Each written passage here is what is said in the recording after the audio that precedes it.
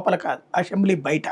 Assembly లోపల ఒక చోటే వెళుతుంది, మిగతా చోట్ల యాక్టివిటీ ఆల్రెడీ బిగిన్ చేసింది, ఎక్కడికక్కడ యాక్టివిటీ నడుస్తుంది. కాకపోతే ఇది ఫ్లేర్ అప్ చేయడం ముఖ్యం, అంటే వేడి పుట్టించడం. ఇప్పుడు వైసీపీని భయపెట్టేందుకు అధికార యంత్రాంగాలందరినీ వాడుతున్నారు. రేపొద్దున వీళ్ళు ఉద్యమాల బాట పడితే అధికార పక్షం భయపడుతుంది, అధికార యంత్రాంగం కూడా భయపడుతుంది. ఇప్పుడు ఫర్ ఎగ్జాంపుల్ ఒక ఇన్సిడెంట్ ఏదో ఇష్యూని పట్టుకుంటున్నారు, వీళ్ళ మీద ఏదో ఒక దొంగ కేసు పెడుతున్నారు, ఇది నడుస్తుంది.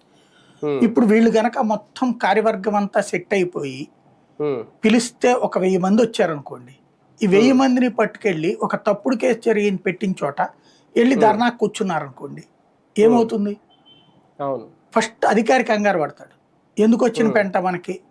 1000 మందితో రేపు పొద్దున వరుస పెట్టి ఒక 500 మందితో కంప్లైంట్ పెట్టించారనుకోండి కోర్టులో, ఏమవుతుంది?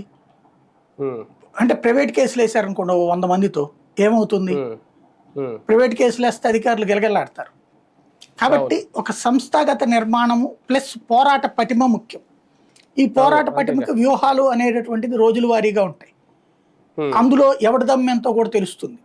జిల్లా అధ్యక్ష స్థానాలనే తీసుకుని ఉత్సవ విగ్రహాల్లో కూర్చోవడం కాదు, ప్రతి అసెంబ్లీ నియోజకవర్గ పరిధిలో ఉన్నటువంటి ఇన్ఛార్జీలను కలుపుకుపోవాలి. పిలిస్తే ప్రతి అసెంబ్లీ నియోజకవర్గంలో 1000 మంది రావాలి.